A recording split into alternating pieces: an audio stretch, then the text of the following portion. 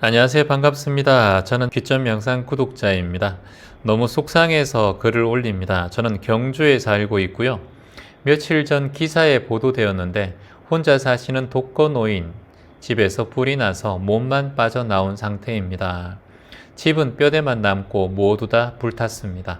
기초수급자이고요. 남의 집에 살다가 그렇게 되었고 자식도 없다고 합니다. 지금 경로당에서 임시거주를 하고 계시고요. 마을 이장 도움으로 빈집을 찾고 있답니다. 곁에서 지켜보기 안쓰럽네요 해주셨어요.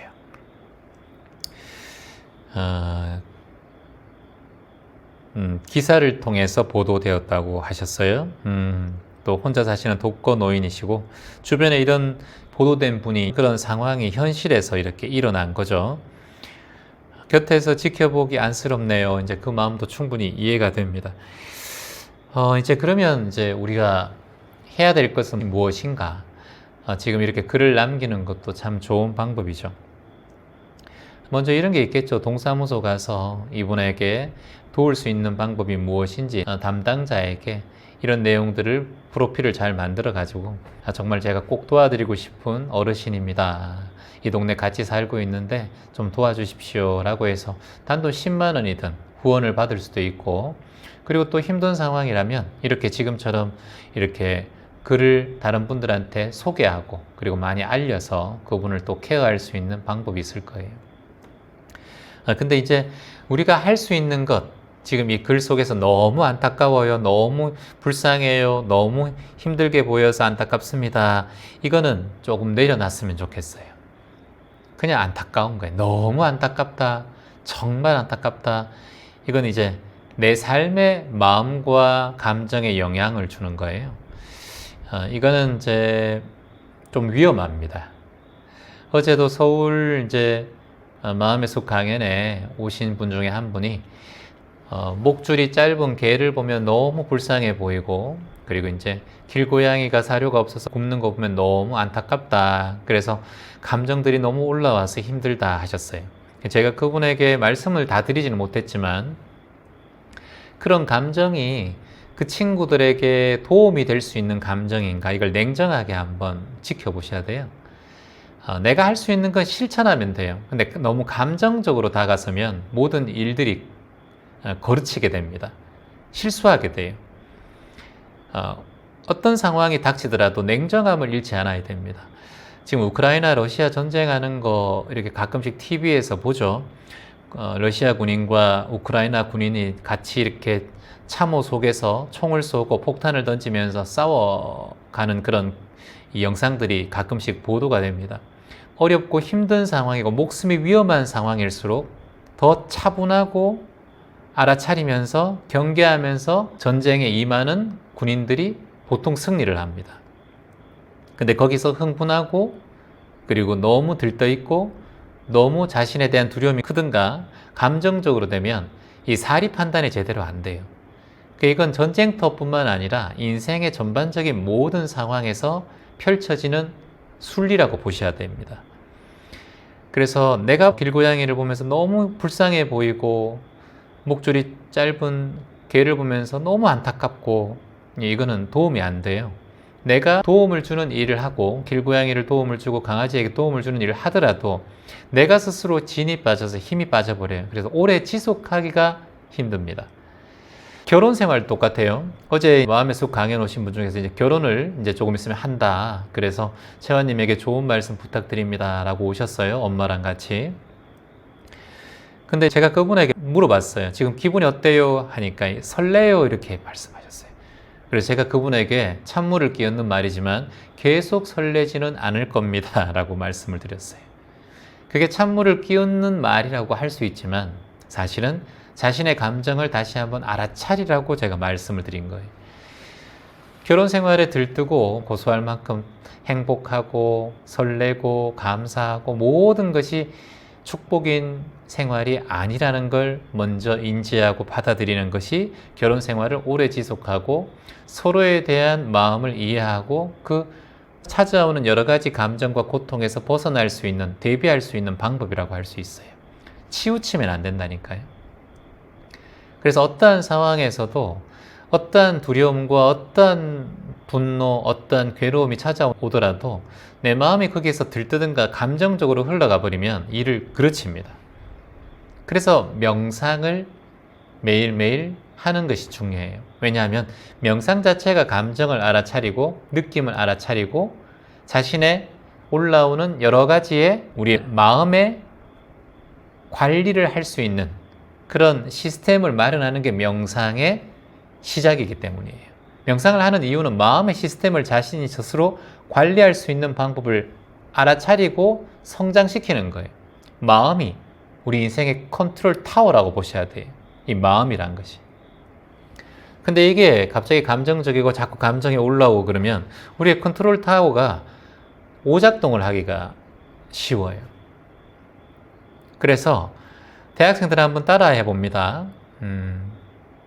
작은 일을 할 때는 큰 일을 하는 것처럼 온 정성을 다하고, 큰 일을 할 때는 작은 일을 하는 것처럼 편안하게 임하라. 자, 결혼이라는 것이 엄청난 큰 일이잖아요. 근데 그 결혼이라는 것에 너무 집중하고 몰입하고 행복해야 되고 나는 축복받아야 되고 잘 살아야 하고 이런 마음이 올라오면 올라올수록 불행이 같이 함께 찾아올 수 있습니다. 그냥 결혼 자체를 화초 하나 키우듯이 그냥 여행 가는 느낌처럼 사람을 그냥 만나는 느낌처럼 자연스럽게 편안하게 흘러가면 오히려 결혼 생활에 큰 부담과 기대가 점점 더 옅어져서 마음이 편안하게 돼요. 그래서 서로가 조금 실수하고 가끔 싸우는 일이 있더라도 싸울 수 있지. 그럴 수 있어. 결혼이라는 게 이런 거지. 각기 다른 성격을 가진 사람들이 만났으니까 싸우는 게 또 있겠지. 연애하고는 또 다르잖아. 결혼은 생활이니까.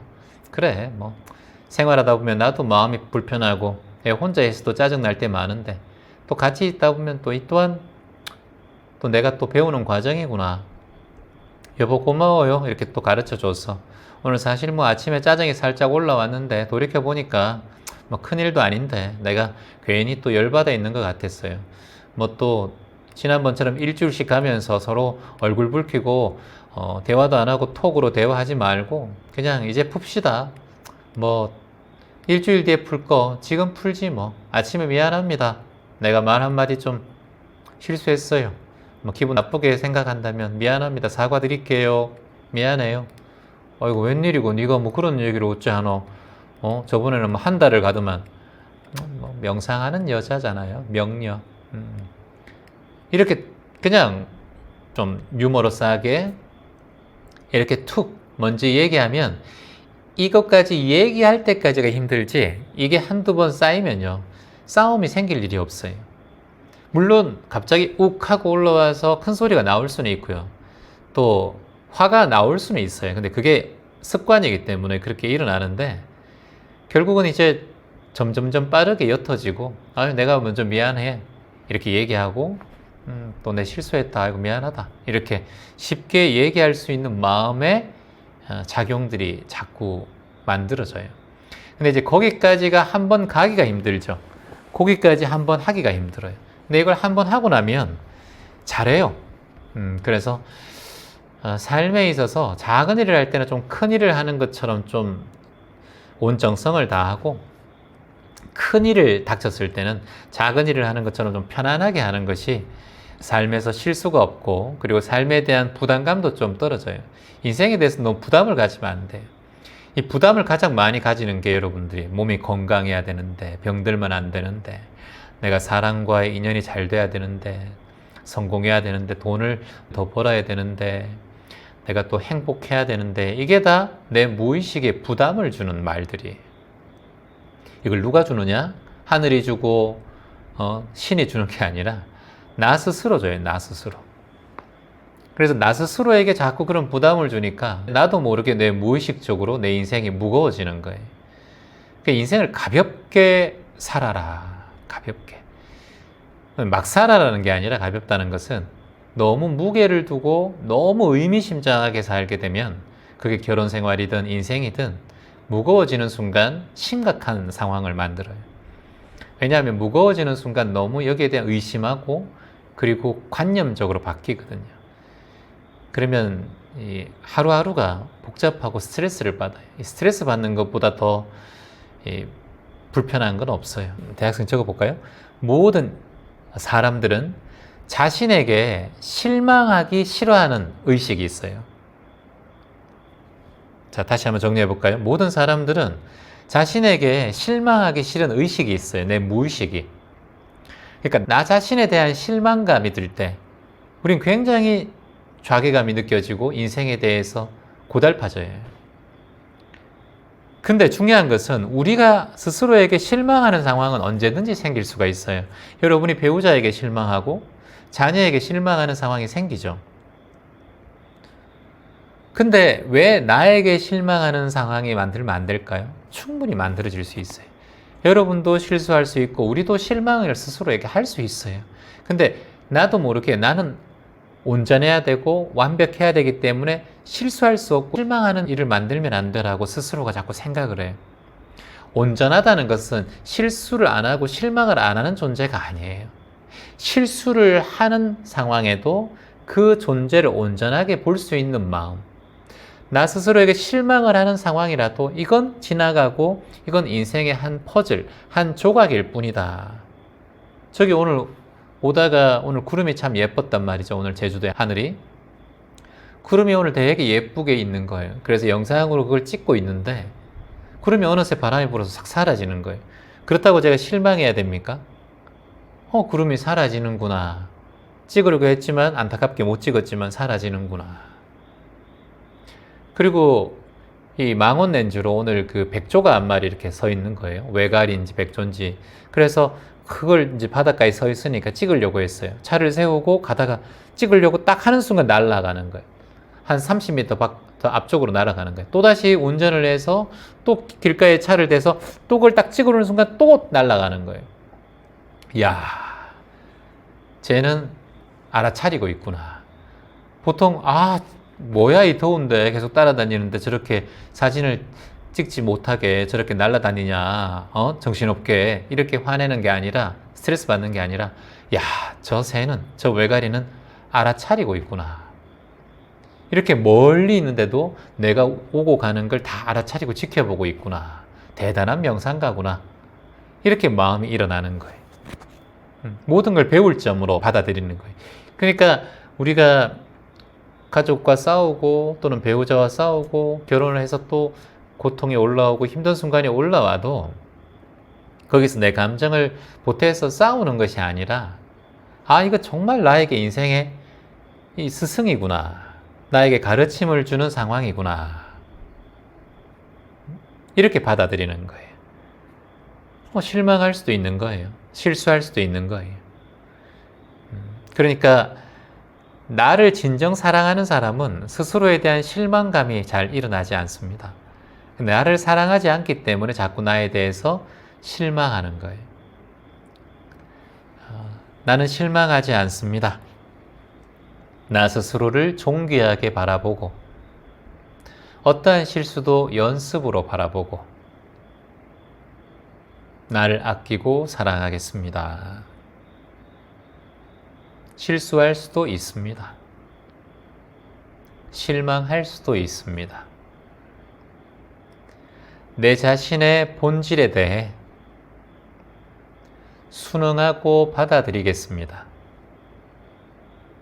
진정 내 자신을 사랑하며 살겠습니다.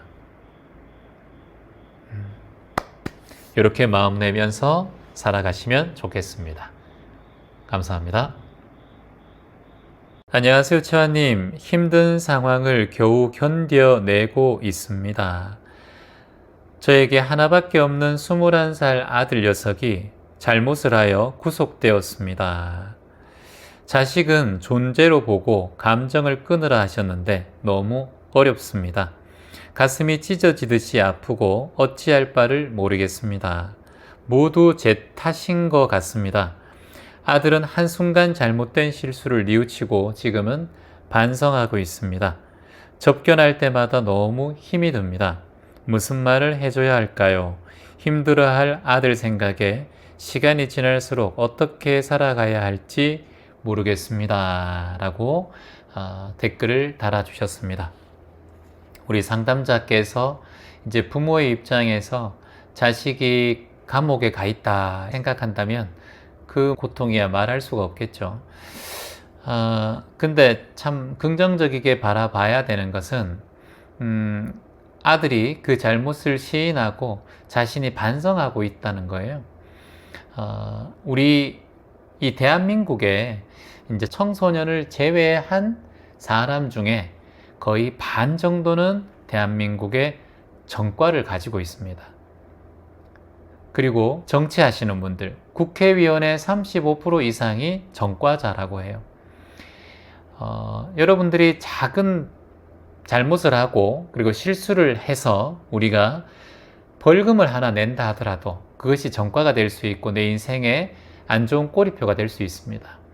하지만 살아가다 보면 저는 다양한 경험들은 해봐도 좋다고 생각을 해요.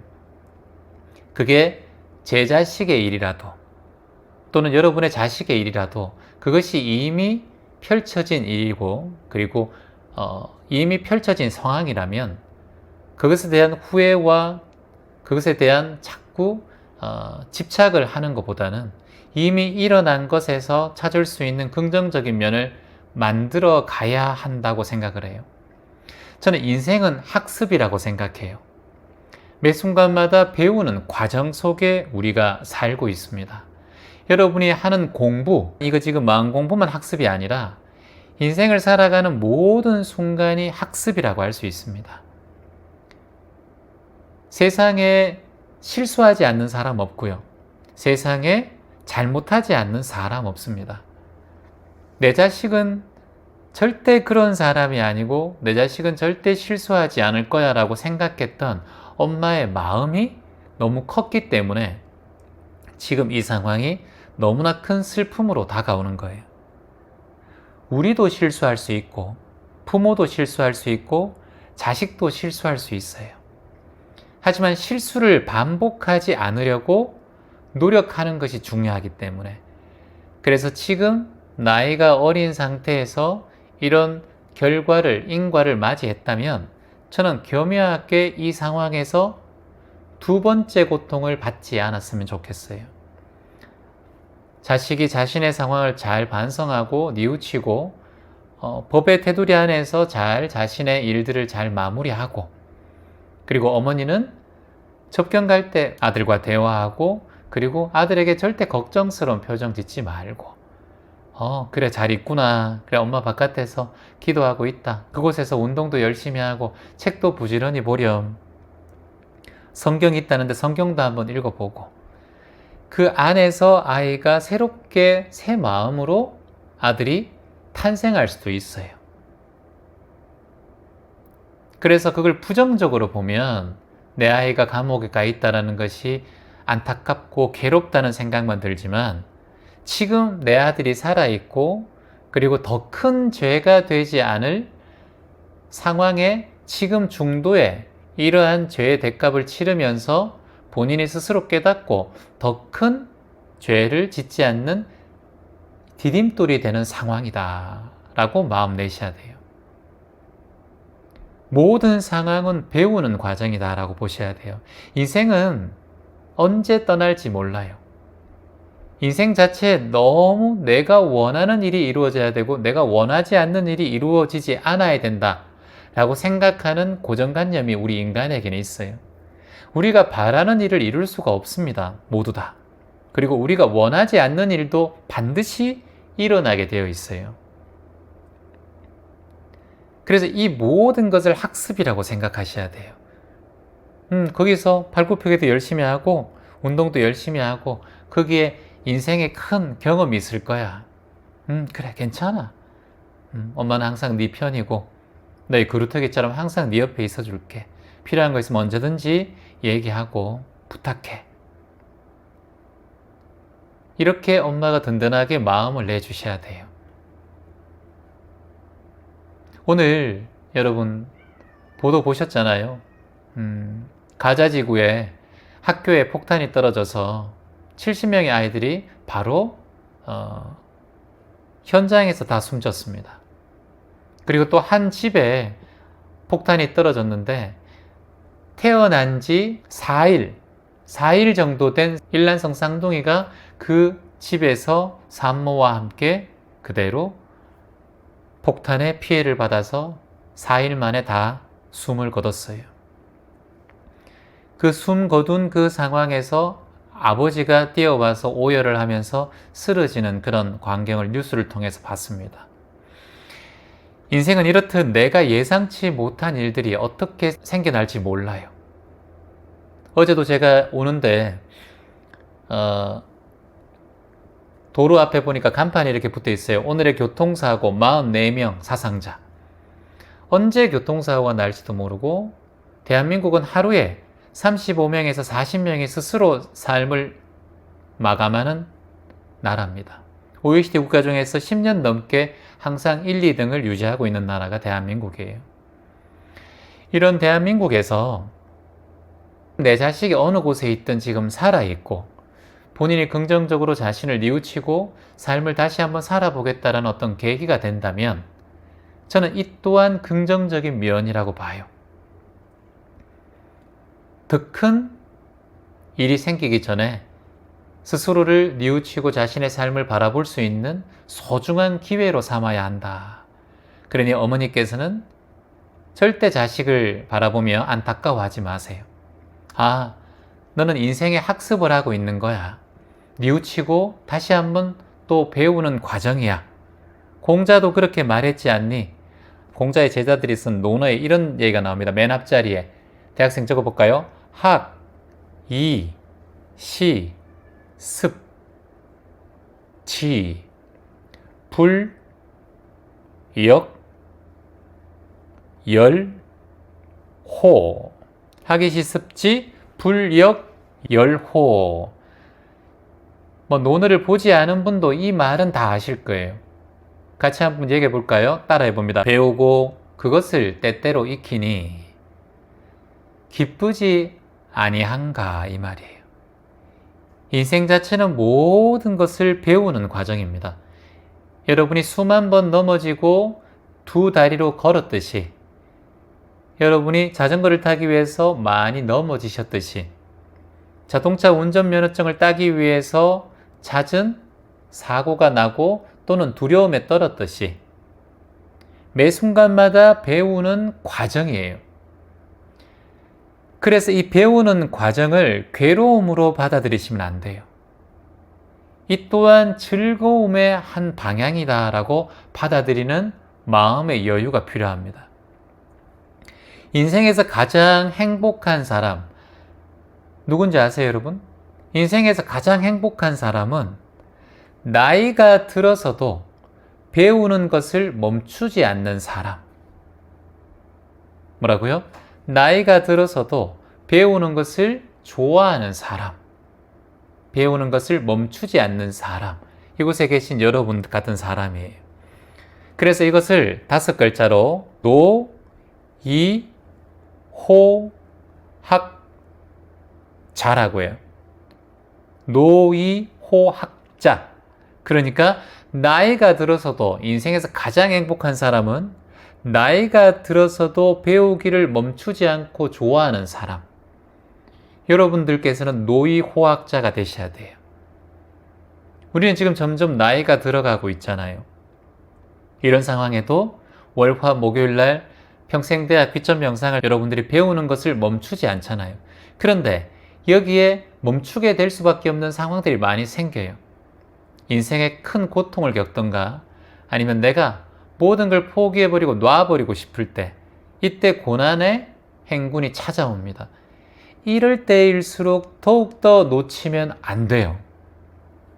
그래서 여러분들께서 지금 어떠한 고난과 역경, 지금 방금 자식이 감옥에 가게 되는 이런 상황이라도 이럴 때일수록 더 어머니께서 중심을 잡고 마음 공부와 명상, 배우는 것을 멈추지 않으셔야 자식이 감옥에 있어도 마음의 뿌리가 흔들리지가 않아요. 근데 어떻게 해서든 자식 꺼내려고, 어떻게 해서든 방법을 쓰려고 노력은 하되 그것에 집착하지 말고 최선을 다해서 방어를 하고 본인이 발을 띄어서 노력을 하고 자식을 위해서 호소를 하되, 자식은 그것에서 빨리 나오는 것이 아니라 자신의 죄값을 치르고 잘 살고 건강하게 나오기를 기도하셔야 돼요. 배움이라는 것, 우리가 인생을 곧 배움이라고 하잖아요. 인생은 배우는 역사거든요. 그래서 살면서 경험할 수 있는 것은 다 경험해도 저는 좋다고 봐요. 그것이 어찌됐든 죄가 되고 실수가 되면 그것에 대한 대가를 잘 치르고 본인의 경험으로 받아들여서 또 새로운 삶을 매일매일 시작하면 돼요. 근데 이런 거 있어요.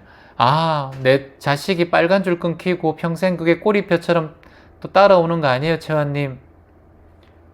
자식이 공무원 시험을 친다든가 정부기관에 들어간다든가 뭐 특별하게 그런 일들이 아니면, 제가 아까 말씀드렸듯이 대한민국의 성인의 반이 전과자라니까요, 여러분. 그러니까 너무 크게 걱정 안 했으면 좋겠다라는 거예요. 그리고 자식의 삶을 믿어주시고, 어머니가 자꾸 불안해하고 어머니가 자꾸 자식에 대해서 불안정한 마음을 가지면 그 감옥 안에서도 자식은 자꾸 불안하게 돼요. 그래서 지금 이 역경의 시절이니 나에게는 공부하고 배우는 가장 감사하고 값진 날들이다, 이렇게 마음을 내셔야 됩니다. 공자께서도 이런 말씀을 하셨어요. 대학생 적어볼까요? 배운다는 것은 먹고 자고 행동하고 말하고 생각하는 일상 속에서 벌어지는 것들을 배움이라고 한다라고 정의하셨어요. 자, 다시 한번 정리해 볼게요. 여러분께서 자고 먹고 일상생활 말하고 행동하고, 그리고 여러분 걷고 직장생활, 지금 이런 여러 가지 송사에 휘말리는 일들, 누군가를 미워하고 사랑하고 아끼고 인연을 맺고 또 이별하고, 이 모든 것이 배움이자 학습이다, 이렇게 정의를 내리셨어요. 그래서 일상이 공부다. 따라해 볼까요? 일상이 공부다. 일상이 공부다. 제가 어제도 말씀드렸지만 평상심이 도다. 일상이 공부하는 과정이라고 보셔야 돼요. 모든 것은 나에게 지금 공부하는 과정이구나. 연예인분들 어떤 소송에 휘말리고 감옥에 가시기도 하고 TV에 나오기도 하는데, 그분들을 너무 손가락질하지 말았으면 좋겠어요. 모두 다 자신의 인과를 통해서 학습을 하는 과정이다. 누구나 실수할 수 있고 누구나 잘못할 수 있다. 예수님께서 지나가다가 창녀에게 마을 사람들이 돌을 던지고 있으니까 그 돌을 대신 맞으면서 그 여자를 보호합니다. 그리고 난 다음에 돌을 던지는 마을 사람들에게 이렇게 얘기하지 않습니까? 이곳에 죄 없는 자, 이 여자에게 돌을 던져라, 이렇게 말씀하십니다. 그때 한 사람도 돌을 던지지 못했어요. 우리는 누구나 죄를 짓고 살아갑니다. 우리는 누구나 살생을 하고 살아가요. 몰라서 살생했고 알아도 살생을 했고 먹고 살기 위해서도 살생을 했어요. 어떤 것이 옳고 그르다라고 정의할 수 없어요, 여러분. 이 모든 것을 배우는 과정으로 보고 내가 깨닫고 뉘우치고 살아가는 것이 우리의 인생이라고 보셔야 됩니다. 그래서 일상이 배움의 배움터다라는 거예요. 평상심이 도다라는 거예요. 매 순간마다 평상심의 마음이 나에게 가장 큰 스승이고 매일매일 배워가는 그런 배움터다라는 걸 잊지 않으셔야 돼요. 자, 그리고 공자는 이 말씀 하나 더 하셨어요. 제가 이것만 말씀하고 이 질문에 대한 마무리하겠습니다. 따라해 봅니다. 군자라는 것은 여기서 깨닫고 지혜로운 자라는 겁니다. 군자는 먹을 적에 배부르지 않게 먹는다는 거예요. 과식하지 않는다는 거예요. 군자는. 이거는 지금에도 중요하죠. 과식하지 마라. 그러니까 지금 아까 말씀드렸죠, 여러분. 일상이 배움이다. 일상이 도다 하셨어요. 근데 일상에 먹는 게 있지 않습니까? 먹는 것을 먹을 때는 군자는 배부르지 않게 먹는다라고 공자께서 말씀하셨어요. 중요하죠. 일상이 돈데 우리가 과식하고 무식하게 많이 먹고 내 건강도 해치고 살도 찌고 콜레스테롤도 올라가게 되죠. 그러니까 일상이 도기 때문에 일상이 평상심이 배움터기 때문에 공자께서 가장 말씀을 먼저 하신 게 그거예요. 먹을 적에는 배부르게 먹지 말라는 거예요. 그러니까 두 번째 있습니다. 자는 곳에 편안함을 구하지 말라는 거예요. 우리가 말하면 집, 좋은 집, 좋은 침대 또는 좋은 잠자리, 좋은 거처, 좋은 안식처, 전셋집 말고 내 집, 월셋집 말고는 전셋집, 이런 마음을 많이 내고 살아가잖아요. 근데 이것 또한 욕심이고 집착이다. 자는 곳, 내가 거처하는 곳에 너무 요란하고 화려하고 편안함을 구하지 말라 하셨어요. 왜냐? 아까 말씀드렸지만 삶과 일상이 곧 공부이고 도기 때문에 지나치게 허식하지 말고 지나치게 집에 집착하지 말고 잠자리, 인테리어, 자는 곳, 집 꾸미는데 너무 집착하지 마라. 이 말씀을 2600년 전에 공자께서 하셨어요. 그리고 세 번째, 일을 할 때는 민첩하라 라고 하셨어요. 이게 똑같죠. 붓다도 말씀하셨어요. 일을 할 때는 해태운침, 게으르지 말라 하셨어요. 공자도 똑같이 말씀하셨어요. 어떤 일을 할 때 민첩하게 하라고 하셨어요. 니직니직 세워라 내워라 하시는 분들 계시잖아요. 자, 그리고 네 번째, 말을 하되 많은 말을 하지 말라 하셨어요. 말은 하되 많은 말을 하지 말라. 이게 뭐 무건이에요. 무건의 의미는 말을 하지 않는 것이 아니라 꼭 필요한 말만 한다라는 거예요. 그리고 다섯 번째, 스승을 찾아가 질문하라 하셨어요. 이게 뭐예요? 배움을 놓치지 말라는 거예요. 끊임없이 배움의 삶을 살아가라는 거예요. 평생 공부하라는 거예요. 이 다섯 가지를 말씀하셨어요. 제가 조금 전에 말씀드렸듯이 공자께서 하신 말씀은 삶이 배움인데 먹고 자고 일하고 말하고 행동하고 이 모든 것이 내 삶의 배움터다. 그러니 군자는 먹을 때 적게 먹고 거처할 때를 편안한데 너무 찾지 말고 일을 할 때는 민첩하게 하고 말은 적게 하고 스승이 있으면 찾아가 질문하고 배워라 평생. 그렇게 말씀하셨습니다. 저희도 이 마음을 마음속에 새기고 수행정진해 나갔으면 좋겠습니다. 감사합니다. 안녕하세요. 최환 선생님. 저는 귀점 명상 덕분에 희망에 함께하고 있습니다. 병원 검사를 하고 있는데요. 그래도 아직까지는 아무 일 없어서 고맙고 감사합니다. 병원 생활 7개월 때부터 또 투병 생활 5년이 되었습니다. 늘 힘들 때나 아플 때 명상 법문으로 들으면서 이겨냅니다. 이 세상 모든 분들, 아프신 분들이 건강하고 평온하시기를 기도합니다. 감사합니다. 그래요. 우리가 살아가면서 삶의 리듬을 잃지 않는 일이 중요합니다. 삶은 항상 파도가 있어요. 그래서 우리가 인생을 고해라고 합니다. 파도가 치는 바다와 같다. 고통의 바다와 같다라고 해요. 내려갈 때 이 파도를 잘 타고 올라갈 때는 또 올라가는 걸 잘 타야 돼요. 올라갈 때 내려가려고 하고 내려가는데 올라오려고 하면은 그때부터는 멀미를 하기 시작해요. 리듬을 타야 되죠. 리듬. 그래서 리듬을 잃지 않고 내 몸과 인생이 하나가 되는 공부하는 삶을 사셔야 돼요. 그래서 공부하는 감각을 잃지 않는 게 중요해요. 여기서 말하는 공부라는 것은 내가 지금 어떠한 감정으로 살아가고 있는가를 정확하게 지켜보는 감각이에요. 여러분이 오늘 예를 들어서 몸과 마음이 힘들었어요. 힘들었으면은 내가 지금 오늘 힘든 상황이 있었구나. 그 상황을 정확하게 지켜봐야 돼요. 근데 그 감정 속에 퐁당 빠져 있으면 허우적거리게 돼요. 저도 오늘 낮에 일이 좀 많아가지고 굉장히 피곤한 하루였거든요. 아, 1시간 정도만 잠을 잤으면 좋겠다라고 생각을 했었어요.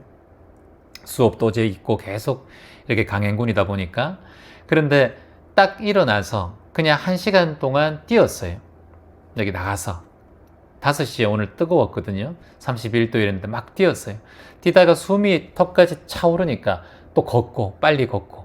그렇게 해서 총 5.5km, 그러니까 6km가 안 되더라고요. 5.5km를 뛰고 걷고 계속 그렇게 했어요.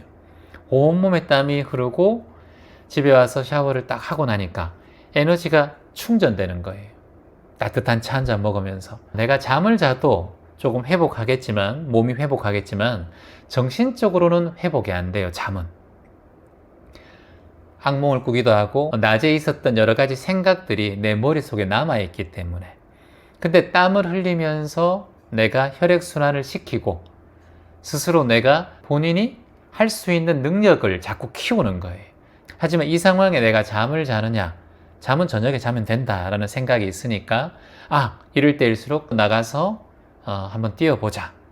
그렇다고 과하게 뛰시면 안 됩니다. 큰일 나죠. 그래서 매일 공부하고 매일 운동하고 매일 모르는 것을 깨치고 그리고 매일 수행하고 배움을 늦추지 않는 일. 이런 사람들이 결국은 살아남게 돼요. 여기서 살아남는다는 것은 인생의 주인이 된다는 거예요. 인생의 낙오자가 되는 분들은 보통 대부분 감정 속에 파묻혀 사는 분들이에요. 내가 지금 피곤하고 힘든 상황이고 스트레스 받는 상황에서 나 잠잘래 탁 자는 사람 아니야. 이 상황에도 이 스트레스를 내가 운동을 하고 내 정신력을 한번 이겨내 볼게 하는 사람은 다음 스트레스가 와도 그 스트레스에 자극을 잘 받지 않아요. 그런데 그냥 잠을 자고 스트레스를 회피하는 사람들이 있어요. 스트레스를 많이 받는 상황에서는 잠을 자야 되는 경우가 있거든요. 물론 굉장히 피곤하고 힘든 상황에는 꼭 주무시는 게 좋고 그 이외에 내가 잠을 충분히 잔 상태라면 또 자고 싶은 마음을 알아차리고 몸을 조금 움직여서 회복도를 올리는 게 좋아요. 이게 여러분의 건강을 지킬 수 있는 방법 중에 하나입니다. 그래서 끊임없이 배우는 거예요. 끊임없이 실천하는 거예요. 끊임없이 또 배우고 실천하고 나가고 정진하는 거예요. 배움을 멈추지 않는 자, 배움을 너무나 좋아하는 자, 그런 사람이 되셔야 해요. 이걸 3글자로 적어볼까요? 호학자라고 해요. 호학자. 배움을 즐기고 좋아하는 사람이란 뜻이에요. 우리가 무언가 이루고 무언가 발전을 하려면 적극적인 실천이 있어야 돼요. 적극적인 실천을 하지 않으면 성장이 안 돼요.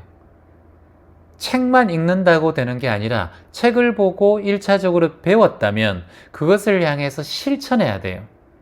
그리고 모르는 것이 있으면 끊임없이 AI에게 묻고 구글에게 묻고 네이버에게 묻고 지식인에게 묻고 의심나는 모든 것들을 끊임없이 질문하셔야 됩니다. 멈추지 않고. 그래야 성장을 해요. 질문을 하지 않는 자는 성장이 안 돼요. 자, 물론 다른 경우도 있어요. 공자의 제자 중에서 안연이라는 제자가 있습니다. 안연. 공자의 제자가 3,000명이 있었는데 그 중에서 공자가 인간 제자가 77명 정도 됩니다. 77명. 그 중에서 가장 으뜸 가는 제자라고 불리는 제자가 바로 안연입니다. 안연. 여러분께서 너무나 잘 아는 그 안연에 대한 그 이야기 있지 않습니까? 공자와 제자들이 걸어가는데 너무나 먹을 게 없어서 쌀 한 줌도 없어가지고 모두 며칠을 굶고 가는데 갑자기 이제 누군가 부시를 해서 쌀이 이렇게 한 봉지가 온 거예요. 그걸 이제 불을 떼서 안연이 밥을 이렇게 탁 가마솥에 합니다. 그 향기가 얼마나 좋겠습니까? 그래서 냄새가 솔솔 나니까 공자가 부엌을 이렇게 문을 열고 살짝 바라봐요. 근데 갑자기 안연이 그 밥을 딱 열더니 그 밥을 탁 자기가 먹는 거예요. 그러니까 공자가 그걸 보고 내가 안연을 그렇게 예를 지키고 존경할 만한 제자라고 생각했는데, 가장 사랑하는 제자라고 생각했는데 어찌 저런 행동을 할까라고 생각을 하면서, 하지만 너무 사랑하는 제자기에 바로 들이내놓고 말은 못해요. 그래서 밥을 딱 차려와요. 밥을 딱 차려오는데 뭐 김치 하나에 그냥 밥이 한 그릇인 거예요. 그래서 이제 공자께서 안연을 앞에 두고 이렇게 얘기를 합니다. 안연아, 예 스승님, 내가 지금 자다가 잠시 꿈을 꿨는데 제사를 지내기 전에 그 밥을 절대 먹으면 안 되는데 누가 먹는 꿈을 꿨구나, 이렇게 돌려서 얘기를 합니다. 그러니까 이제 안연이 이렇게 얘기합니다. 아까 솥에 그 초가집에서 먼지가 떨어져서 그게 밥에 떨어졌는데 그걸 차마 스승님에게 퍼드릴 수 없어서 제가 꼭 밥을 버리기는 또 너무나 아깝고 해서 제가 걷어서 먹었습니다. 이렇게 얘기를 해요. 그러니까 공자께서 한숨을 쉬면서 내 눈은 믿을 수 있는 것이지만 그 눈도 믿을 수 없고, 그리고 내 마음은 의지할 것이지만 그 마음마저 의지할 것이 아니구나. 제자들이여, 너희들은 명심하거라. 사람을 안다는 것은 결코 어렵다. 공자께서도 자신의 안회라는 그 제자를 그렇게 믿고 스스로가 이렇게 의지했는데도 아내를 의심했다라는 그런 일화예요. 그래서 안회는 공자께서 말씀하실 때 절대 질문을 하지 않았어요. 공자의 말씀에 항상 토를 달지 않고 그 말씀을 믿고 그대로 실천한 사람이 안회입니다. 안회. 그래서 공자께서도 항상 안회를 존경할 만큼 안회를 믿고 의지했다고 합니다. 안회는 그 질문이 다 온전히 이해를 해서 공자에게 더 이상의 질문을 하지 않았다고 합니다. 근데 안타깝게도 공자는 오래 장수를 했지만 안회는 40 정도 돼서 사망을 해요. 어릴 적부터 너무 가난하게 자라서 속병을 앓아서 빨리 죽게 됩니다. 그래서 안회가 떠나고 난 다음에 공자는 너무나 큰 슬픔을, 이 자신의 수제자가 자기보다 먼저 죽는 걸 보고 굉장히 큰 시름에 이렇게 오랫동안 빠져 있었다고 합니다. 이렇듯 살아가면서 우리가 많은 경험을 하고 많은 배움을 하는데 어떠한 상황에서도 우리는 그것을 멈추지 말아야 한다. 멈추지 않는 정진을 해나가는 자만이 항상 깨어있는 각자로 살 수가 있다. 그렇게 말씀드릴 수가 있습니다. 안회는 절대 공자의 가르침을 거스르는 법이 없었어요. 항상 그것을 이해하고 공부했다고 합니다. 그런 사람이 있을까? 이런 생각을 또 해보게 되네요. 공자께서 말씀하신 내용들 중에서 오늘 여러분들께 제가 한 가지 말씀을 드리고 싶은 것이 있는데, 공자께서 항상 인의 예지를 말씀하셨잖아요. 인의 예지. 인의 예지. 여러분, 인이 뭡니까? 인은 어질인인데, 인은 곧 사랑을 뜻합니다. 사랑. 친절. 어진 마음. 이게 인입니다. 인. 의는 의리를 표현합니다. 의리. 예는 예의를 표현합니다. 그리고 지는 지혜를 표현합니다. 근데 여기 뒤에 하나 더 있어요.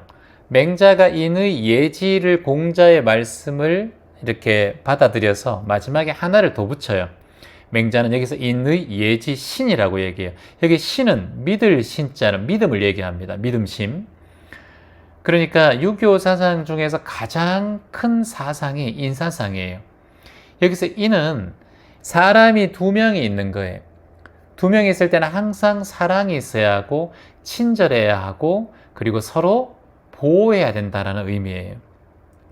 그래서 인사상을 가장 중요하게 생각했어요. 인사상 안에 의리가 있고 예의가 있고 지혜가 있다 이렇게 말씀하셨어요. 자, 이해되시죠? 그래서 우리가 유교의 사상의 가장 중심 사상을 인사상이라고 해요. 인사상. 그래서 덕목 중에 인의 예지라고 하지만 이 인사상 속에 사랑, 예수님의 사랑, 하나님의 사랑, 부처님의 자비, 그러니까 불교에서는 이걸 자비라고 얘기했고 기독교에서는 이걸 사랑, 조건 없는 사랑이라고 얘기했고 그리고 여기 유교에서도 이걸 사랑 또는 친절 그리고 보호하고 아끼는 것을 인으로 표현했어요. 자, 그리고 의는 한마디로 이제 개인적인 사랑을 얘기하는 것이 아니라 국가적인 사랑을 얘기하는 거예요. 의는 국가적으로 같이 함께 도덕적으로 사랑하고 공적인 도리. 그러니까 의는 인류애적인 마음을 의라고 하는 거예요. 의리가 뭐예요? 서로에 의지하는 마음. 그리고 서로를 챙기는 마음. 이게 의리잖아요. 그래서 의리 있다. 이게 사랑으로 믿음으로 가득 차 있다라는 거잖아요. 근데 이는 개인 한 사람 한 사람을 사랑하는 마음이라면 의는 인류애적인 마음을 의라고 표현해요. 그리고 그 안에는 세 번째 예가 있다. 예라는 것은 뭐예요? 도덕적인 실천을 얘기하는 거. 예의. 건강오륜 며칠 전에 배웠죠. 부부 간의 예의, 부모 자식 간의 예의, 스승과 제자 간의 예의, 임금과 신하 간의 예의. 이런 것들을 다 예라고 표현했어요. 자, 마지막에 지가 있습니다. 지. 인의 예지. 지는 뭐냐 하면 지혜를 얘기해요. 여기서 조금 여러분들께서 알아야 될 게 뭐냐 하면 지는 한마디로 선악을 판단할 수 있는 지혜를 얘기해요. 선악 구별을 지혜라고 합니다. 내가 이것을 하면 선한 일이다. 내가 이것을 하면 악한 일이다. 이걸 구별할 줄 알아야 된다는 거예요. 내가 쓰레기를 버리면 악한 짓이에요. 쓰레기를 주우면 선한 짓이에요. 내가 남들에게 다정하게 말하고 배려하면 그건 선한 일이에요. 남들을 무시하고 험담하면 그건 악한 짓이에요. 그걸 정확하게 구별할 줄 아는 도덕적 인식 능력이 있는 사람이 지혜롭다라고 하는 거예요. 그래서 사랑이 있고 의리가 있고 예의가 있어도 지혜가 없으면 이건 도로아미 타불이에요. 그래서 공자께서는 이 지혜를 중요하게 생각했어요. 선과 악을 구별할 줄 아는 지혜가 있어야 한다. 이제 공자 이후에 이제 맹자하고 순자가 나오잖아요. 근데 이제 요 지자를 통해서 맹자는 성선설을 주장해요. 인간은 태어나면서 선한 본성을 가지고 있다라고 주장해요. 선한 본성에 있는 지혜를 있다. 하지만 순자는 선천적으로 악한 마음이 있고 후천적인 교육과 과정을 통해서 선한 마음을 배운다라고 주장해요. 그래서 요 공자의 영향을 받은 맹자와 순자는 이렇게 갈리게 돼요. 뭐 때문에 갈린다? 인의 예지 중에서 지혜에서 갈리는 거예요. 지혜에서. 선악에 대한 구별을 두 성인들은 다르게 합니다. 맹자와 순자. 그 맹자는 성선설, 그리고 순자는 성악설로 주장을 하게 돼요. 자, 그래서 우리는 여기까지 배우고 도덕적 인식 능력이 지혜다. 선악을 구별할 수 있는 인지 능력이 지혜다. 요걸 유교에서는 가장 중요하게 생각하는 요점이다 라고 기억하면 되겠습니다. 고맙습니다. 안녕하세요. 반갑습니다. 채화님. 저는 친구가 두 명 있는데요. 그 친구 중에 한 명이 말이나 행동들이 너무 사람들을 불편하게 합니다. 많은 친구들도 그 친구의 말과 어긋나는 행동들을 볼 때마다 그 친구를 멀리하는 그런 마음으로 친구가 별로 없어요. 그 친구는. 친구도 좀 불쌍하고 그래서 저는 또 만나고 있습니다. 하지만 매번 제 마음에 상처를 주고 그리고 힘듦을 줍니다. 이런 인연을 10년 동안 이어오고 있어요. 이 친구와의 인연을 계속 이어가야 할까요? 라고 이렇게 적어 주셨습니다. 이런 경우 많아요. 의외로. 정 때문에 이제 계속 만나고 그리고 힘들지만 어쩔 수 없이 그 친구를 계속 만나면서 인연을 이어가고 있는 그런 경우가 많이 있습니다. 지금 인연을 끝내면 그 친구도 너무 힘들 것 같고 나도 힘들 것 같고 미안할 것 같다라고 생각해서 인연을 계속해서 끌고 가는 경우도 많이 있고요. 최근에는 이런 경우도 많죠. 뭐 데이트 폭력 같은 게 있는데 남자친구가 또 이 무릎을 꿇고 용서를 구해서 또 남자친구와 인연을 이어가다가 또 데이트 폭력이 일어나고 또 빌고 뭐 가정에도 이런 일 많죠. 술 먹고 와서 화를 내고 폭력적인 행동을 하다가도 술이 깨면 미안하고 무릎 꿇고 죄송하고 다시는 안 그렇게라고 싹싹 빌기도 합니다. 그래서 좀 불편하더라도 그 친구한테 한 번쯤은 제대로 얘기를 했으면 좋겠어요. 왜냐? 10년 된 친구고 내가 지금 아무 말도 안 하고 이 친구와 차단을 한다면 그건 조금 내 마음이 불편한 상황을 만들 수가 있어요. 찜찜하잖아요. 그래서 친구의 차 한잔 하자 그래서 친구에게 이런 말씀을 드렸으면 좋겠어요. 친구야, 우리가 10년 됐지. 꽤 오랫동안 너를 봐오고 그리고 이렇게 좋은 친구로 살아왔는데 내가 하나 부탁하고 싶다. 네가 말하고 행동하는 것들이 나에게는 참 편하고 그리고 좋은 친구여서 나는 받아들일 수 있지만 가끔 네가 말하는 거나 행동하는 것들이 다른 사람들에게 상처를 주는 그런 행동과 말을 하는 것 같을 때마다 내 마음이 많이 힘들다. 그래서 내가 이 말이 기분 나쁘더라도 꼭 이 말은 해야 될 것 같다. 우리가 옆에서 충고를 해주는 친구가 없다는 것은 굉장히 슬픈 일이거든요. 그래서 내가 이 충고를 너한테 하고 싶은데 네 받아들이는 거는 네 마음이니까 하지만 그런 면에서 조금 불편한 내 마음을 한번 표현하고 싶었다. 이렇게 얘기하는 게 좋겠죠. 근데 보통 우리가 얘기할 때는 그렇게 얘기하지 않고 야, 네 때문에 내가 불편했다? 이렇게 얘기하는 경우가 있어요. 근데 네 때문에 내가 불편했다라는 것은 너의 잘못이 있고 그 잘못으로 인해서 내가 상처를 받았고 힘들다라는 말이기 때문에 그걸 듣는 사람은 기분이 나쁘고 그런 말을 들을 때 본능적으로 방어를 하게 돼요. 야, 니도 뭐 나한테 기분 나쁘게 한 적이 있었는데 왜 지금 와서 그런 말 하니? 나도 몇 월 며칠 몇 시 몇 분 어디서 너 기분 되게 나빴단 말이야. 이렇게 또 얘기 나올 수가 있어요. 그래서 내가 상대방에게 뭔가 요구를 하고 상대방에게 기분 나쁜 말을 해야 될 때는 그 상대방의 원인으로 내가 기분 나쁘다라고 말하는 것은 어리석은 소통이라고 할 수 있어요.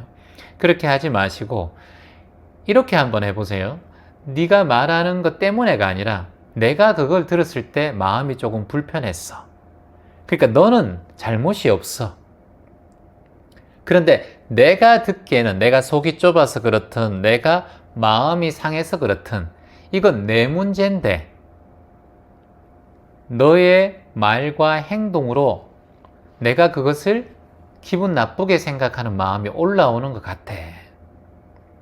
네 때문에 내가 기분 나빠. 이렇게 되면 문제가 생겨요. 근데 너는 그렇게 말하고 네 생각대로 말했는데 내가 듣고 있으니까 내 마음이 많이 불편했던 것 같아. 내가 마음을 많이 상처를 받았던 것 같아. 소중한 친구니까. 그래서 항상 그 원인은 나에게 있다라고 말하는 것이 훨씬 좋습니다. 자, 예를 들어서 배우자가 술을 드셔서 아내에게 폭력적인 말을 남편이 했다고 칩시다. 당신은 술만 먹으면 내한테 그런 험담해서 나 진짜 못 살겠다. 당신 술 먹는 것 때문에 못 살겠다. 이렇게 보통 얘기하고 화나고 싸움을 하게 돼요. 근데 그렇게 하지 마시고 당신 술 먹는 거는 좋아요. 뭐 술은 당신이 자유니까. 당신이 술 먹을 때마다 내가 두려움이 올라와요. 그리고 당신의 언성이 올라갈 때마다 제가 마음이 너무 두렵고 불안해요. 당신은 목소리를 크게 하고 그게 성격이고 본인의 삶이지만 존중해요. 하지만 같이 사는 제 입장에서는 그런 상황이 생길 때마다 제 마음은 너무 불안하고 괴로워요. 물론 제가 이것이 불안하지 않고 괴롭지 않으면 되는데 그게 아직까지 잘 안 됩니다. 이건 저의 문제지만 당신에게 이 말을 꼭 하고 싶었어요. 내가 힘든 상황이 있을 때마다 참고 그냥 말하지 않았지만 오늘만큼은 이 이야기를 꼭 하고 싶어서 당신에게 이 말을 하는 겁니다. 또는 친구에게 친구야, 그동안 말을 하고 싶었는데 내가 오늘은 꼭 이 말을 하고 싶었어. 이렇게 고백하듯이 상대방에게 의견을 여쭈고 소통하는 것이 싸움이 일어나지 않고 서로 등지지 않는 마음의 걸림돌을 없애는 방법이에요. 이게 소통법이에요, 여러분. 근데 우리는 보통 니 때문에 내가 짜증이 올라오고 자꾸 열받아. 당신 때문에 말이야. 이건 거예요. 오늘 아침에 예를 들어서 김칫국을 누가 끓여줬어. 아내가 끓여줬는데 남편이 먹어보니까 김칫국이 너무 짜. 아, 근데 왜 짜노? 아침부터 건강에 안 좋게 지금 혈압 팍 올라가고 말이야, 지금. 소태도 아니고. 물 좀 가봐라, 뜨거운 물. 이렇게 하면 그날부터 아내는 기분 탁 상하는 거예요. 당신이 갖다 먹어요! 이렇게 된단 말이에요. 정수기에 뜨거운 물 나오잖아! 이렇게 된단 말이죠. 기분 나쁘게 말했잖아, 남편이.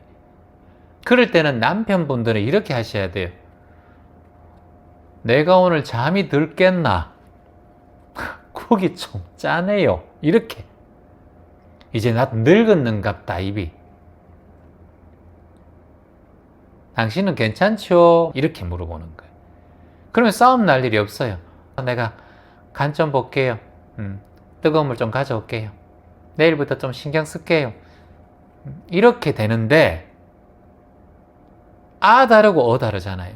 이건 국맛이 문제가 아니라 내 입맛이 문제라는 것을 본인이 얘기를 한 거예요, 아내한테. 그러니까 아내한테 그걸 돌린 게 아니라 내 입맛이 조금 문제인 것 같다라고 말씀하는 거예요. 이게 저는 해법이라고 봐요. 이 가족 생활들에. 여러분들께서 살아가면서 예의가 없는 사람들 있잖아요. 남편도 아내에게 예의가 없는 사람이고 아내도 남편에게 예의가 없는 사람이 있어요. 뭐 남편이 짜다 그러면 예의가 없이 왜 이렇게 짜노 소태고 이렇게 하면 부인은 그냥 아무거나 참고 있어 막 이렇게 된단 말이죠. 월급도 쥐꼬리만큼 벌어오면서 뭐 이렇게 서로가 싸우게 된다면 서로가 예의 없는 말과 행동을 하게 된단 말이에요. 이게 시작이거든요. 불꽃이 튄단 말이죠. 그래서 만일 친구나 배우자가 예의 없는 상황에 말을 하든가 언행을 하면 여러분은 피하셔야 돼요. 그걸 맞닥뜨리면 크게 문제가 생깁니다. 대학생들 이걸 한번 적어보세요. 비례, 물, 시라는 말이 있어요. 비례, 물시 이것은 뭐냐면 여기 레는 예를 얘기하는 거예요. 예의. 예의가 없다라는 거예요. 비례라는 것은. 공자께서 말씀하시기를 예의가 없고 어긋나는 말과 행동을 하는 자는 듣지도 말고 보지도 말라 하셨어요. 자, 중요하죠? 다시 한번 정리해 볼게요. 비례, 물시, 예의가 없는 행동을 하는 사람이나 하는 존재는 보지도 마라. 그리고 듣지도 마라 하셨어요. 만나지도 말고 행동하지도 말라 하셨어요. 예의에 어긋난 것, 예의에 어긋난 일, 예의에 어긋난 행동, 예의에 어긋난 말, 예의에 어긋난 모든 언행을 보지도 듣지도 마라. 본받을 점이 없는 이의 언행은 굳이 내가 눈여겨볼 필요가 있다 없다? 없다라는 거예요. 근데 우리가 싸우는 것은 예의가 없는 사람을 눈여겨보고 내 마음에 심는 행동이에요. 그것도 어리석음이에요. 예의 없는 짓을 하면서 여러분에게 누군가가 탁 얘기했다면 여러분은 거기에 같이 예의 없이 하게 되면 똑같은 존재가 돼요. 어제 제가 안연, 안회 얘기했죠? 자, 안연이나 안회나 똑같은 사람이에요. 안연이라고 부르기도 하고 안회라고 부르기도 해요. 공자의 가장 위대한 수제자가 안연입니다. 어느 날 안회가 공자에게 이렇게 질문을 해요. 도대체 스승님께서 말씀하시는 인의 의미가 무엇입니까? 여기서 말하는 건 인이라는 것은 사람 인자에 두 이자잖아요. 사람이 두 명이 있으면 인이 생긴단 말이죠. 이게 어질인이라는 표현이지만 어제 말씀드렸듯이 사랑, 그리고 너그러움, 친절, 배려, 이 모든 것을 함축하고 있는 게 인의 예지에서 인자라는 것을 말씀을 드렸어요. 인이라는 것은 아내야 잘 들어라. 자기를 이겨내는 것이다. 자기를 이겨내는 것이라고 했어요. 스스로 자신을 이겨내는 거예요. 극복하는 거예요. 극기복내, 스스로를 이겨내는 거예요. 그래야 복을 만나는 거예요. 자신을 이겨내고 무엇으로 돌아간다? 예로 돌아간다 하셨어요. 아내야, 자신을 이겨내고 예로 돌아가는 것을 인이라고 표현한다 하셨어요. 자, 이게 자세히 한번 여러분들 지켜보세요. 내가 나를 극복하는 것, 이거 쉽지 않아요. 백만대군을 이기는 것보다 내 안에 마음속에 있는 적을 이기는 것이 더 힘들다 하셨어요. 그만큼 나를 스스로 알아차리고 지켜내고 깨어있는 마음으로 살아가는 것이 어찌 보면 삶에서 가장 힘든 과정이라고 말씀하셨어요. 지금 여러분께서 우리가 함께 공부하는 게 나를 극복하고 나를 깨어있는 마음으로 지켜보고 알아차리는 공부를 여러분 평생대학, 귀점명상대학에서 하고 있는 거예요. 자, 그리고 예로 되돌아가는 것이라고 해서 예.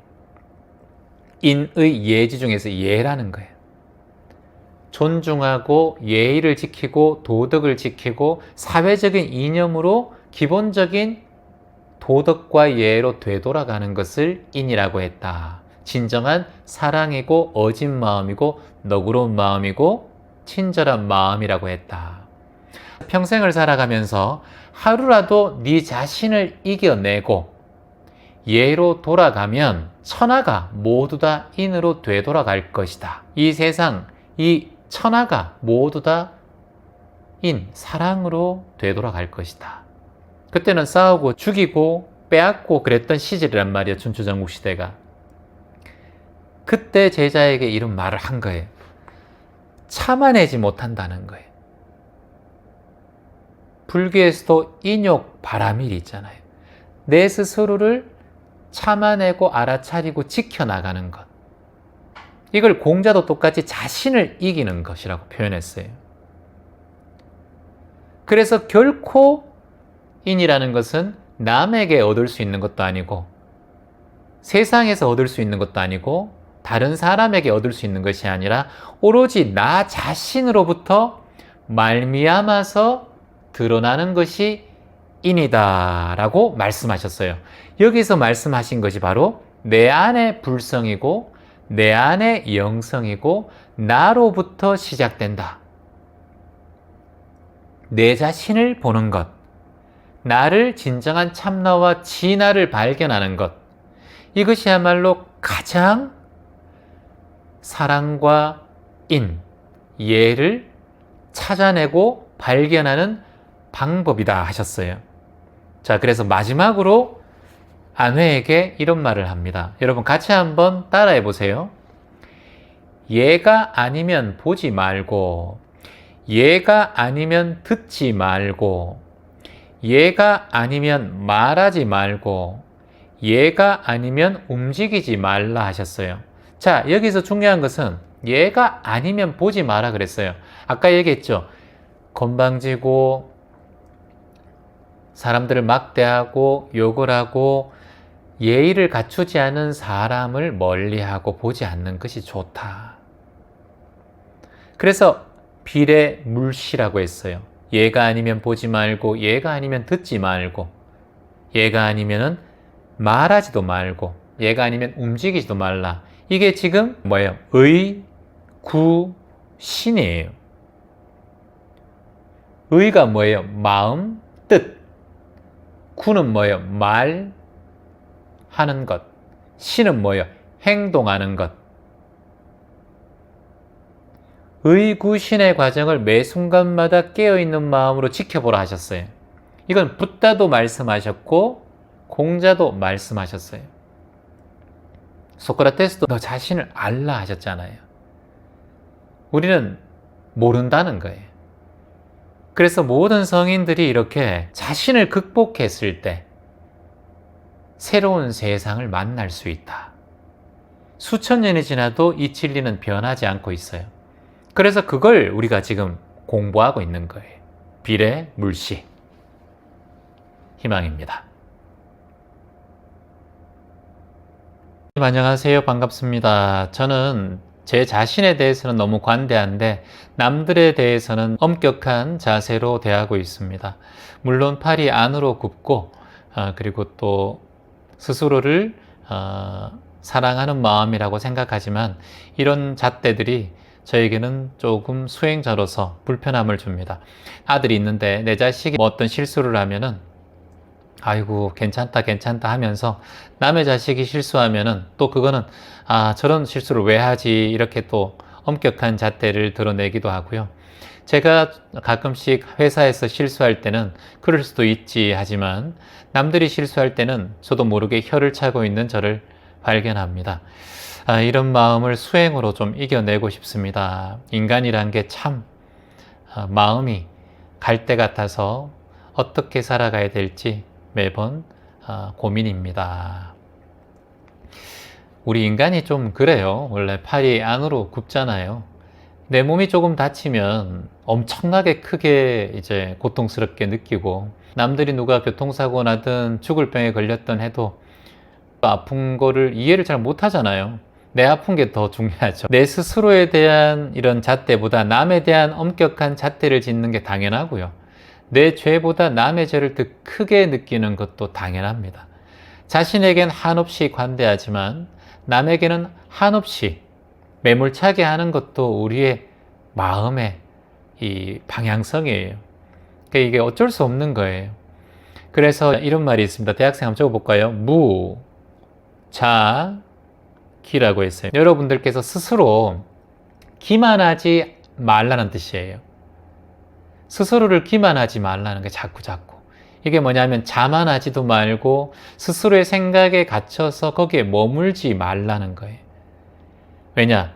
우리는 인간은 조금만 여유가 되면 나에 대해서 기만한 마음이 올라오고 자만한 마음이 올라오고 내 잘났다는 생각이 올라오기 때문에 항상 스스로를 돌보고 스스로를 알아차려야 되는데 우리가 항상 그렇게 하지를 못해요.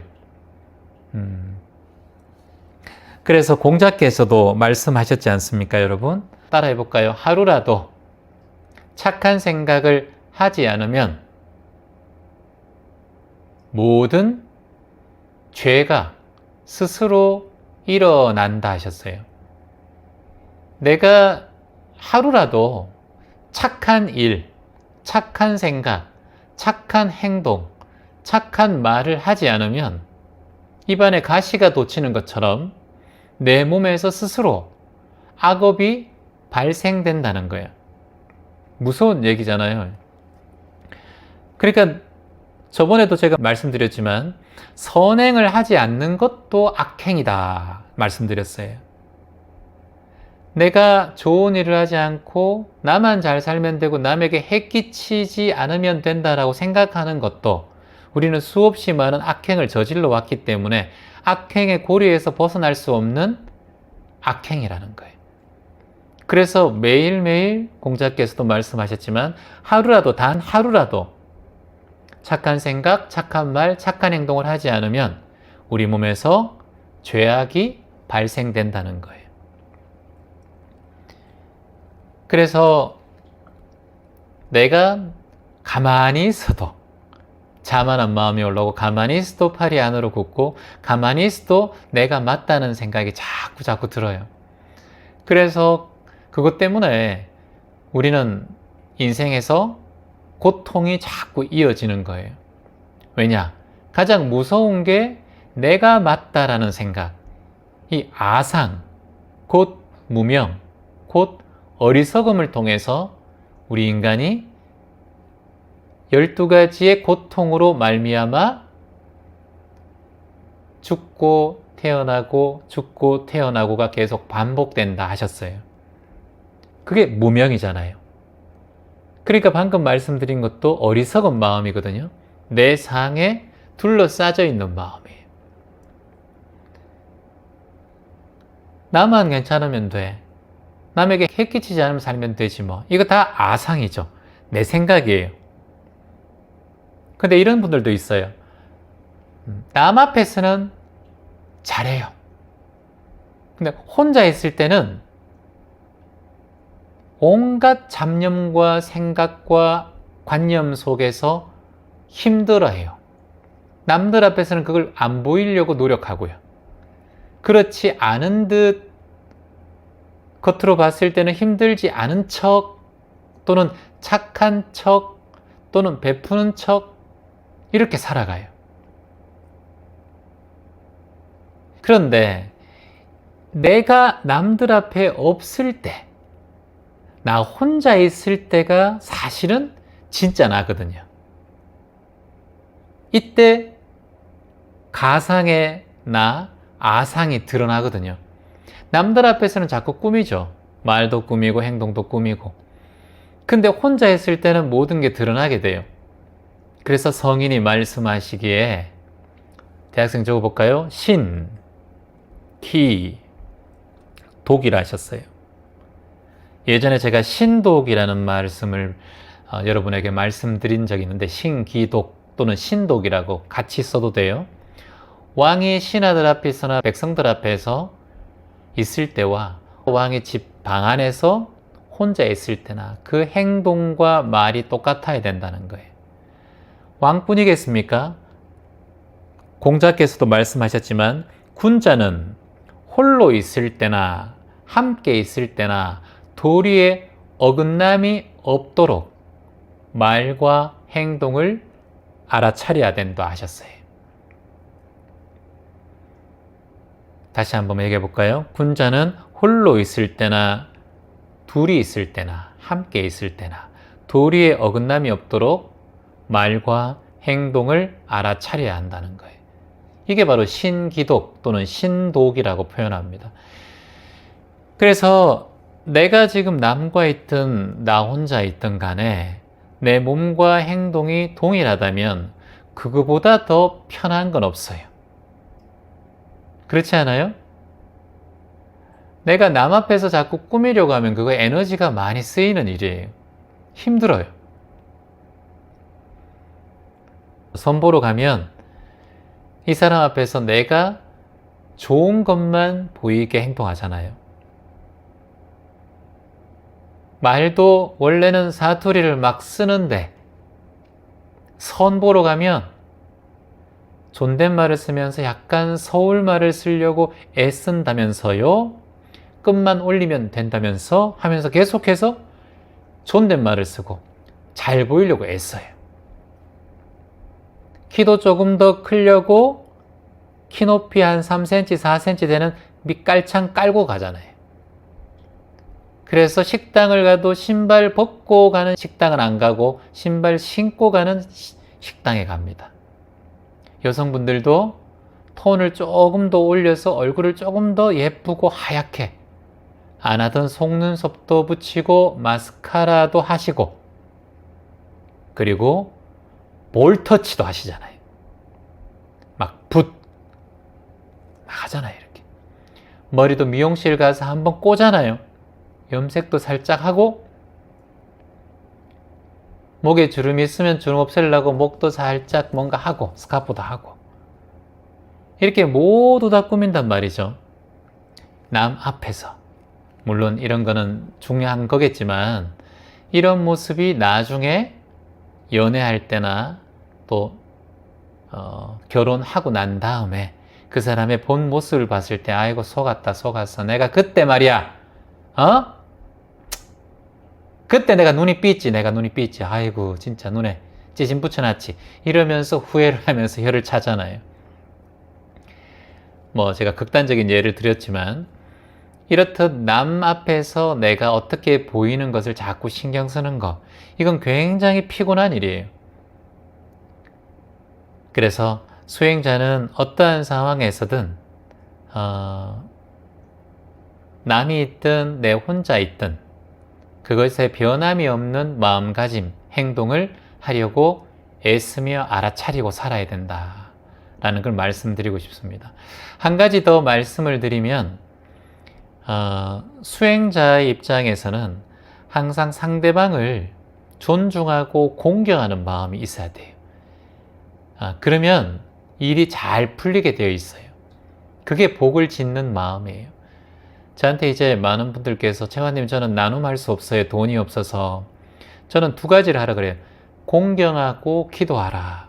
그 뭘? 타인을 향한 공경, 타인을 향한 기도가 우리는 복을 짓는 일이다. 저희가 매번 말씀드리지만 서울역에 가서 노숙인 분들께 음식을 드릴 때 그분들의 줄을 쫙 서서 저희들을 기다린단 말이죠. 그리고 봉사자들은 딱 한마디를 해요. 여러분 받아주셔서 감사합니다. 희망입니다. 받아주셔서 감사합니다. 받아주시는 그 자체가 우리가 봉사할 수 있고 나눔을 할 수 있는 기회를 만들어주신 여러분들에 대한 공경심이에요. 그래서 받아주셔서 감사합니다, 여러분. 공경하지 않는 마음을 항상 조심하라고 하셨어요. 퇴기 선생께서 이런 말씀을 하셨어요. 무불경이라 하셨어요. 무불경이 뭐냐 하면 공경하지 않는 마음을 얘기해요.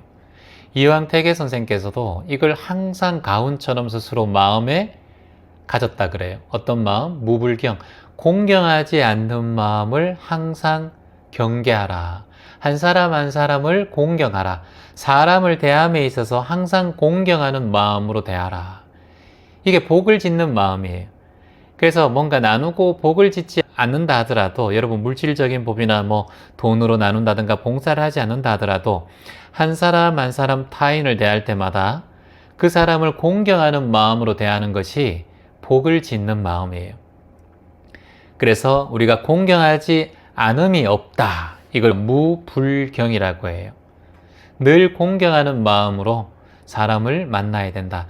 자, 우리가 사람을 만날 때 너무 갖추지 않는 것도 그 사람을 무시하는 거죠. 그리고 친하다고 해서 말을 너무 함부로 하는 것도 그 사람을 공경하지 않는 거예요. 음식을 먹을 때도 내가 먹고 싶은 것만 고집하는 것도 그 상대방을 공경하지 않는 마음이에요. 상대방과 내가 말을 하고 있는데 그 상대방의 말을 내가 중간에 끊는 것도 공경하지 않는 마음일 수 있어요. 그리고 상대방이 뭔가 물었을 때 내가 그것에 대답하지 않고 그냥 말하지 않고 아무런 대꾸 없이 가만히 있는 것도 그 사람을 무시하는 거예요. 그래서 공경하지 않는 마음이 곧 무시라고 할 수 있어요. 이건 나이 차이와는 관계없습니다. 배우자도 될 수 있고 여러분과 자녀 사이도 될 수 있고요. 손자, 손녀 사이도 될 수 있어요. 강아지와 인간의 사이도 될 수 있고요. 고양이와 길고양이와 사람의 사이도 될 수 있어요. 나무와 사람의 사이도 될 수 있어요. 나무를 함부로 베고 자연을 훼손하면 결국은 인간은 우리가 자연을 공경하지 않고 존중하지 않았기 때문에 지금 우리가 인간이 자연으로부터 큰 피해를 받고 있잖아요. 우리가 먼저 자연을 공경하지 않고 피해를 줬기 때문에 그 인과가 지금 홍수나 이 폭염과 기후들이 이렇게 반복되고 있지 않습니까? 그래서 매 순간마다 상대방을 공경하는 마음이 필요하다. 이건 성경에도 나와 있죠. 내 이웃을 내 몸같이 사랑하라. 내 이웃을 내 몸같이 사랑하라. 그리고 경전에도 이런 말이 있죠. 네가 아프니, 중생이 아프니 나도 아프다. 붓다도 아프다는 거예요. 그래서 누군가를 아프게 하는 것은 큰 불선업을 짓는 거다. 그러면 누구를 존중하고 공경하고 존경하는 것은 큰 선업을 짓는 것이다. 이렇게 결론 내리겠습니다. 고맙습니다. 안녕하세요. 채아님 반갑습니다. 자유롭게 살고 있는 요즘입니다. 그전에는 뭔가 나에게 둘러싸고 있는지 모든 것이 답답하고 구속되는 마음이 커졌습니다. 하지만 마음 공부를 하면서 그 답답함, 우라통, 화, 이 모든 것들이 조금씩 옅어지고 사라지고 있습니다. 너무나 신기합니다. 아무리 좋은 보약을 먹고 운동을 많이 해봐도 답답함은 계속되었지만 귀점 명상을 만나고 마음 공부를 하면서 호흡 명상을 하면서 매 순간 좋아지고 있는 하루하루입니다. 이런 것들을 어떻게 표현해야 될까? 무작정 댓글을 달아봅니다. 잘 표현해 주셔서 감사합니다. 해탈이란 것은 구애받지 않는다는 것이에요. 해탈이란 것은 대자유를 의미합니다. 해탈은 구애받지 않는 것, 해탈은 곧 대자유를 의미합니다. 세상에 어떤 일이 펼쳐지든 간에 그 일에 마음이 섞이지 않는 거예요. 왜냐? 어떠한 일도 모두 지나간다는 것을 아는 지혜가 있기 때문이에요. 그래서 어떠한 것이든 어떠한 고통도 어떠한 고난도 역경도 시련도 모두 무상하고 지나간다는 것을 눈뜨게 되면 우리에게 찾아오는 어떤 일, 그 힘든 일도 우리는 구애받지 않아요. 이걸 세 글자로 해탈자라고 표현합니다. 예를 들어서 제주에 가면 칼치배 그리고 한치배, 오징어 배들이 오후가 되면 바깥으로 모두 나갑니다. 멀리 가는 배는, 빛이 있는 배는 칼치배고 좀 가까이 있는 배는 오징어 배나 한치배입니다. 이 배를 타고 나가시는 분들이 날씨가 좋을 때 나가요. 그런데 날씨가 좋을 때만 계속 기다릴 수는 없어요. 조금 파도가 높고 그리고 날씨가 조금 좋지 않아도 조업을 나갑니다. 약간의 위험을 감수하고서라도 그곳에 나가서 오늘 하루 벌이를 해야 되기 때문이에요. 배를 가지고 있는 선장이 언제나 물이 잔잔하기만 바라고 파도가 없기를 바라고 바람이 불지 않기를 바라면 그건 배를 타는 항해사라고 할 수 없습니다. 우리의 인생도 똑같습니다. 인생에 파도가 없기를 바라는 자, 그건 노력이 없다라는 표현이라고 할 수 있어요. 왜냐? 인생은 파도기 때문에. 인생은 바람이 불기 때문에. 때론 인생은 우박이 내리고 폭풍우가 치기도 하기 때문에. 그래서 배를 타는 사람은 매 순간마다 안정적인 바다를 기다리진 않아요.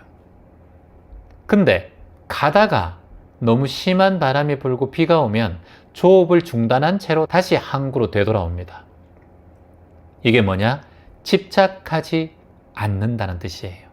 집착하다가 목숨을 잃을 수 있기 때문에 바다는 모든 것을 주지만 바다는 모든 것을 앗아갈 수 있기 때문에 절대 집착하지 않아요.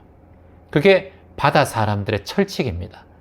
그래서 모든 것을 다 주는 게 이 세상이지만 모든 것을 한순간에 앗아간다는 것도 이 세상인 걸 우리가 매 순간마다 알아차려야 돼요.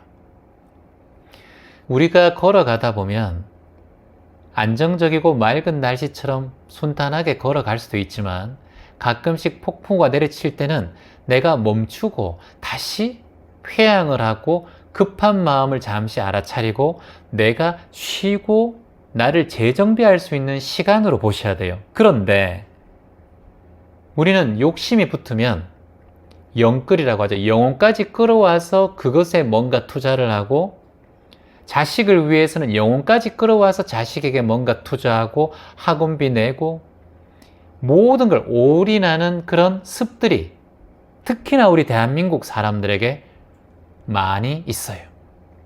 그런 업과 습들이 생겨서 우리의 마음을 힘들게 하는 것도 사실이에요. 그래서 우리는 항해를 하되 거칠고 힘들고 뭔가 위험하다 싶으면 잠시 멈추고 기다릴 줄 아는 지혜.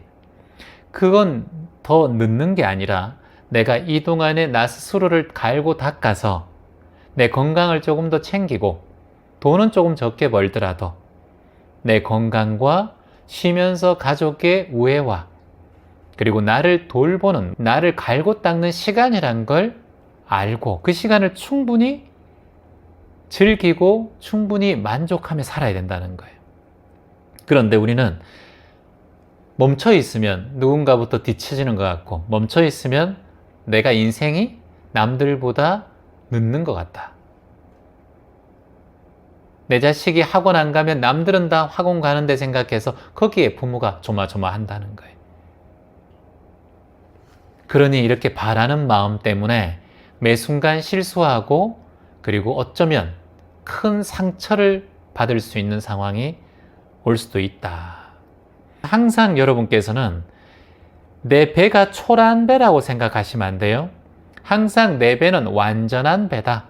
온전한 배다. 나는 어떠한 항해도 할 수 있고 어떠한 폭풍우에도 이길 수 있다. 그 배를 나는 가지고 있다. 그게 여러분 배예요. 근데 어떤 사람은 돛담배를 자기 배라고 생각하고 작은 1톤짜리 배를 자기 배라고 생각해요. 그렇게 생각하지 말아요. 여러분은 정말 위대한 큰 배를 가졌다고 생각해야 돼요. 그래서 어떠한 바람이 불든 폭풍우가 불든 나는 그것을 잘 헤쳐나올 수 있다. 하지만 그 큰 배가 있지만 아직까지 항해 기술이 조금 모자란 거예요, 우리는. 그래서 조금 조심스럽게 운전하고 조심스럽게 나아가고 정진하는 거예요. 이미 좋은 배는 마련되었다. 이미 내 인생에 좋은 배는 마련되었다. 차차 항해술을 배워가는 인생길에 우리가 함께하고 있는 거예요.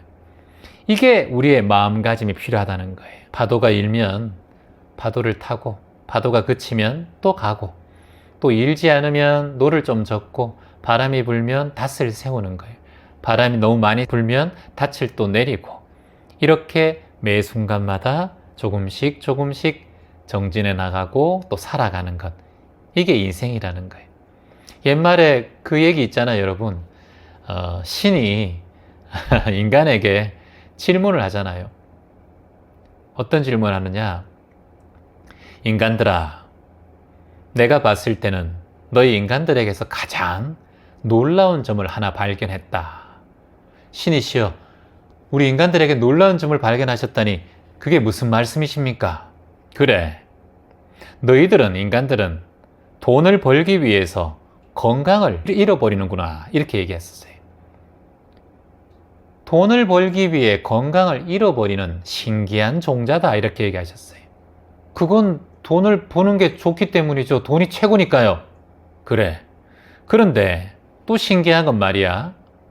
그 건강, 잃어버린 건강을 되찾기 위해서 또 돈을 쓰더군요. 이렇게 얘기하는 거예요. 또 돈을 쓴다. 너희들은.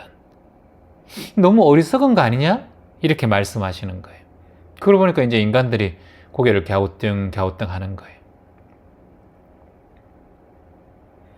그게 그렇긴 하지만 건강을 잃으면 돈 써서라도 건강을 다시 회복해야죠. 그래야 또 돈을 벌지 않습니까? 이렇게 또 어리석게 얘기하잖아요. 그걸 계속 반복하면서 사는 것이 인간이란다. 그리고 또 한 가지 너무 신기한 거는 동물들은 그렇지 않은데 너희 인간만 가지고 있는 특성이 하나 있다. 이렇게 말씀하셔요. 그게 무엇입니까, 신이시여? 너희들은 미래를 걱정하느라 현재를 즐기지 못한다. 너무 신기하지 않느냐? 어떠한 동물도 그렇지 않는다. 여기 산에 가면은 청설모들 많이 있어요. 최근에 도토리가 많이 떨어져 있더라고요. 도토리 주워가지 마세요. 이렇게 적혀 있어요. 도토리 좀 주워가는 분들도 있어요. 자, 그렇다고 청설모가 내려와가지고 꼬리 치켜들고 인간들아 좀 그만 표지판 못 봤냐? 이렇게 얘기합니까? 그냥 청설모들은 자기 일해요. 인간들이 가져가든 말든 일단 모아요. 또 모으고. 부지런히 계속 모으고 또 모으고 그래요. 인간들은 먹을 게 많은데도 거기 가서 또 줍고 앉았어요. 하지만 청설모는 그게 질투내지 않습니다. 저는 그렇게 보여요. 항상 귀엽게 이렇게 왔다 갔다 하면서 인간들이 가져가네? 아이고 맛있게 먹어라? 하면서 난 내 먹을 거 또 있지? 하면서 또 가져가서 또 이렇게 나무 위로 올라가요. 근데 사람들은 달라요. 막 줍고 있으면 저거 줍지 말라는데 줍네 이런 사람도 있지만 나도 좀 주울까 이런 마음도 올라온다 또. 그 동물들은 항상 지금 이 순간에 머물러요. 우리 인간들은 냉장고가 생기고 냉동고가 생기면서 욕심은 더 커졌습니다. 냉장고 청소 언제 하셨습니까? 유통기간 지난 거 분명 2개 있습니다, 여러분. 살짝 곰팡이 핀 거 분명 있어요. 그래서 현재도 못 살고 미래도 못 살고 과거에도 못 살고 매 순간마다 행복을 바라보면서 항상 먼 산만 바라보면서 살고 있는 게 우리 인간의 어리석음이 아닐까 생각이 듭니다. 이곳에 계신 분들은 아마 제가 이런 말씀을 드리면 다 눈 뜨실 거예요.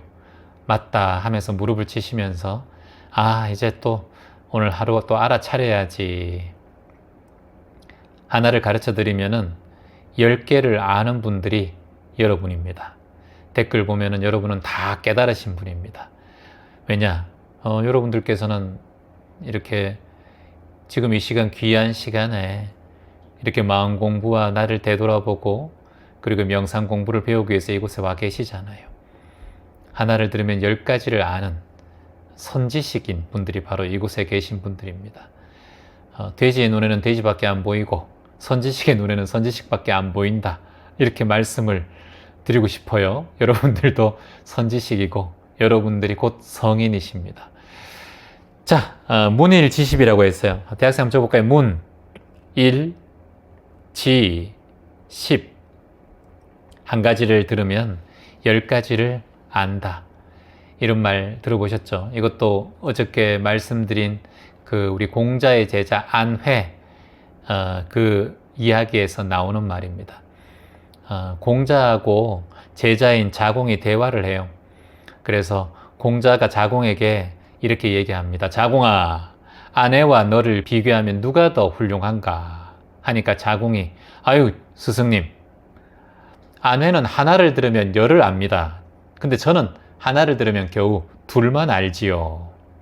그러자 공자가 대답해요. 맞다, 네 말이 맞다. 너와 나는 아내를 따라가지 못한다 하셨어요. 그래서 하나를 들으면 10을 아는 그런 지식은 우리가 깨닫기는 좀 힘들겠지만 한 가지를 배워가는 건 좋을 것 같아요. 그리고 난 다음에 아내에 대해서 공자가 또 이렇게 얘기합니다. 어떤 얘기를 하는가 하면은 아내를 높이 사는 이유가 있었어요. 아내는 자신의 화를 남에게 옮기지 않는다 하셨어요. 이게 뭡니까? 내 화를 다른 사람에게 내지 않고 표현하지 않는다 하셨어요. 너무나 큰 가르침이죠. 우리는 보통 내 성격과 내 감정을 타인에게 옮겨요. 내가 회사에서 기분이 안 좋아 있으면 집에 와서 자꾸 아내나 자식에게 화풀이를 하는 경우도 생기고 내 감정을 남에게 자꾸 옮긴다는 거예요. 이거는 한마디로 중생이 하는 짓이죠. 그래서 공자의 제자 중에서 이 가장 큰 수제자 아내는 절대 자신의 화를 남에게 옮기지 않는다 하셨어요. 따라해 볼까요? 나는 나의 화를 남에게 옮기지 않는다. 자신의 화를 남에게 옮기지 말라. 자신의 화를 남에게 옮기지 말라. 그것만으로도 큰 깨달은 자다 할 수 있습니다. 자, 오늘은 내 감정을 타인에게 혹시 옮긴 적은 없습니까? 내가 기분 나쁘다고 타인들에게 또는 가족들에게 내 감정을 표현하면서 감정을 이입시켜서 감정을 사는 사람에게 바이러스처럼 전달한 적은 없는지 자신을 되돌아보는 그런 시간이 되셨으면 좋겠습니다.